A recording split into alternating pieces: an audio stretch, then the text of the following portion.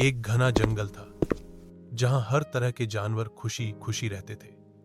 उसी जंगल में एक बलवान और गर्वीला शेर भी रहता था। वह जंगल का राजा था और सभी जानवर उससे डरते थे। शेर को अपनी ताकत पर बहुत घमंड था। वह जब चाहे जिसे चाहे शिकार कर लेता और बाकी जानवर उसके सामने सिर झुकाकर चलते। एक दिन गर्मियों की एक दोपहर शेर शिकार करके थक गया और एक बड़े पेड़ की छाया में गहरी नींद में सो गया। उसकी तेज सांसें और गहरी नींद जंगल में चारों ओर गूंज रही थी।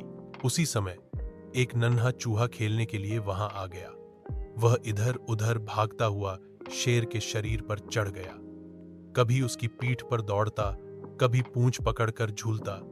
शेर को यह सब महसूस हुआ और उसकी नींद खुल गई।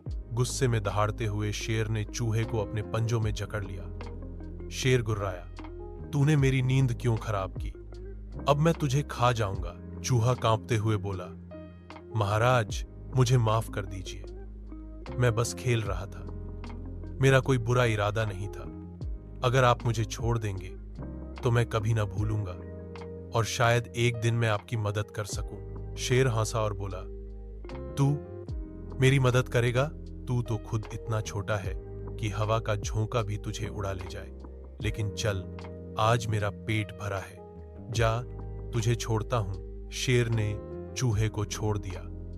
चूहा खुशी खुशी वहां से भाग गया। कुछ दिन बाद एक दिन शेर जंगल में शिकार करते हुए इंसानों द्वारा बिछाए गए एक मजबूत जाल में फंस गया।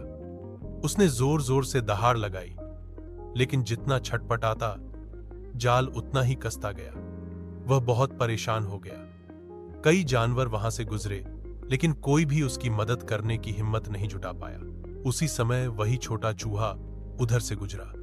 उसने शेर की आवाज सुनी और दौड़ता हुआ उसके पास आया। उसने देखा कि शेर जाल में फंसा हुआ है और बहुत परेशान है। चूहा बोला, महाराज, आप चिंता न करें। आज मेरी बारी है आपकी मदद करने की। यह कहकर चूहे ने अपने तेज दांतों से जाल को काटना शुरू किया। वह लगातार मेहनत करता रहा और थोड़ी ही देर में जाल टूट गया। शेर आजाद हो गया। शेर बहुत शर्मिंदा था और साथ ही बहुत खुश भी। उसने चूहे से कहा, छोटे होने का मतलब यह नहीं कि कोई कमजोर होता है। आज तुमने यह साबित कर दिया। आज मैं हमेशा तुम्हारा एहसानमंद रहूंगा। शिक्षा: कभी भी किसी को छोटा या कमजोर मत समझो। समय आने पर वही व्यक्ति बड़ी से बड़ी मदद कर सकता है।